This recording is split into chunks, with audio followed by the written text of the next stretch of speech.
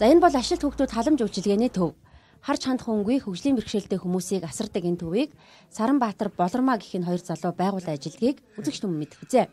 Тэд өнөөдөр төвдөө 32 иргэнийг асарч хамгаалж байна. Дан ганц нэг өвчтөө зовлонтой хэвтрийн асаргаа шаардлагатай улсууд авч асардаг байгууллага байхгүй. Цөөн цөөхөн яг нэг байгууллагт 2 3 гэдэг дагнсан тийм юм байхгүйсэн.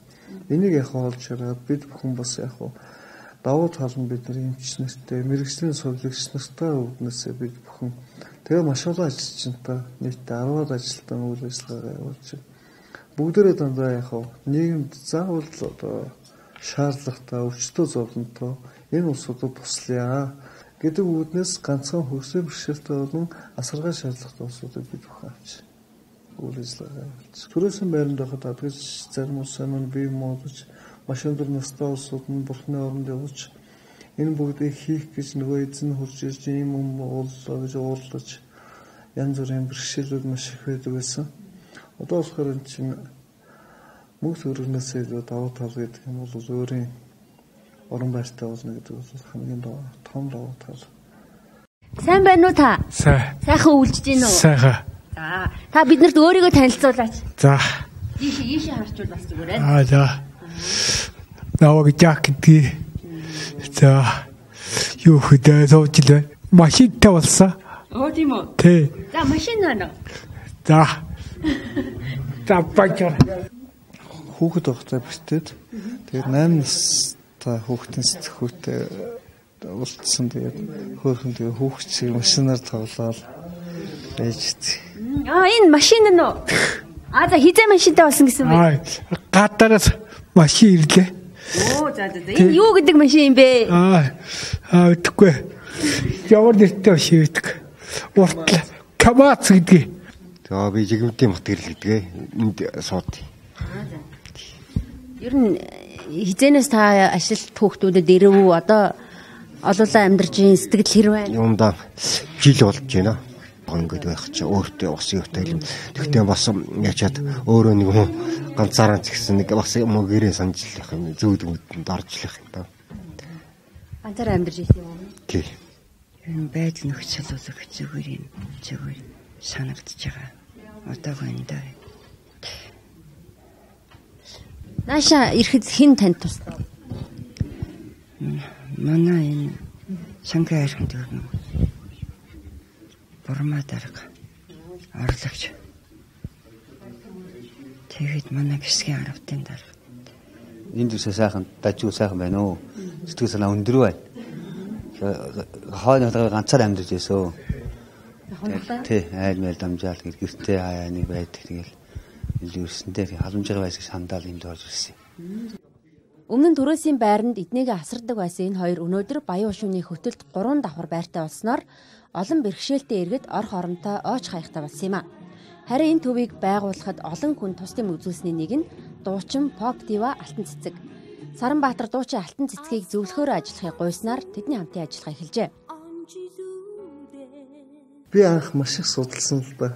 Энэ тэнд хүмүүнлэгийн ажлыг явахад нь яасан мундаг юм бэ? Энэ Алтан Цэцэг гавьяатаа таарч юмсан уулзсан гэдэг маш их боддог байсан.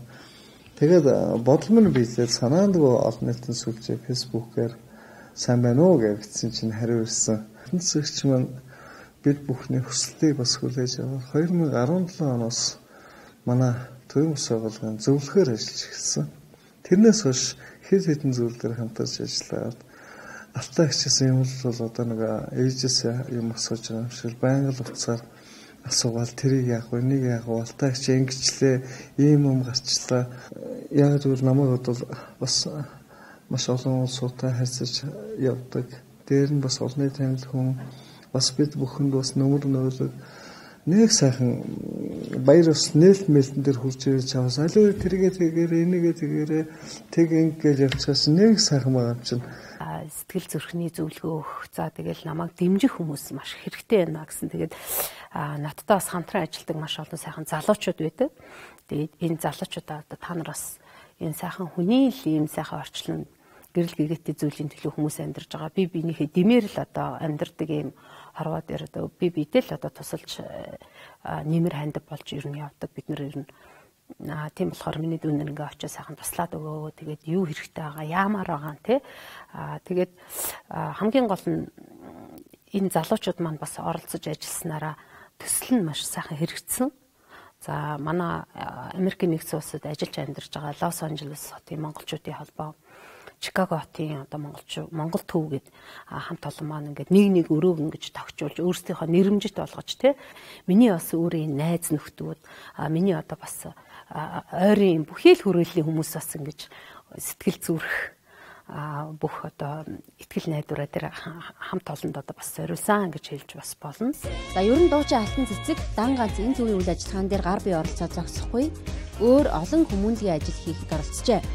За тухайлбал налаах дүүрэгтээ өсвөр насны охидод чиглэсэн нарны охид нэртэй төсөлд гар бие оролцсноос гадна 2011, 12, 13 онуудад хийсэн тоглолтуудынхаа бүх орлогыг сайн үсгийн аянд зориулжээ.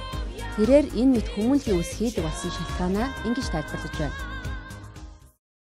Би зүгээр ер нь өөрөө бодож байна. Ер нь л бид нэр ингээл эргэн тойрон, орчин тойрон ер нь өдөр тутмынхаа үйл ажиллагаанда дандаа л юм гоё гэгээтэй сайн сайхан зүйлийг бид нэр түгээж одоо үнийгээ л ингээл дэлгэрүүлж байгаа юм бол бид нар өөрсдөө ч гэсэн сайхан амьдрна.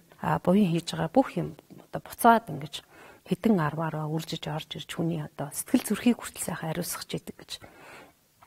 Сайхан сургаал өгсөд бас байдаг. Сайхан хүмүүсийн сэтгэлийн одоо өглөг өгөөд үйж идэг. Тэгэхээр би ээж хүнийхээ хувьд, олонний танил хүнийхээ хувьд маш олон одоо охид эмэгтэйчүүдийн төлөө анхаарал тавих тийм үүрэгтэй гэж өөрийгөө бодож ийм ажлуудыг хийд юм аа. За тэрээр налаах дүүргээс эхэлсэн нарны охид төслөө орон даяар үргэлжлүүлэхээр төлөвлөсөн байна. За дээрх төслүүд хүмүүнлэгийн үлсэд нь хамтран зүтгэх хэн бүхнийг нэгдхийг уриалж байна. Сонирхуулахад дуучин алтан цэцэг Чингисийн хүүхдүүд киноны продюсераар ажилласан байна. За түүний гигэн үлс бүхэнд үзэгч уншигч түмнийхээ өмнөөс их амжилтыг хүсье.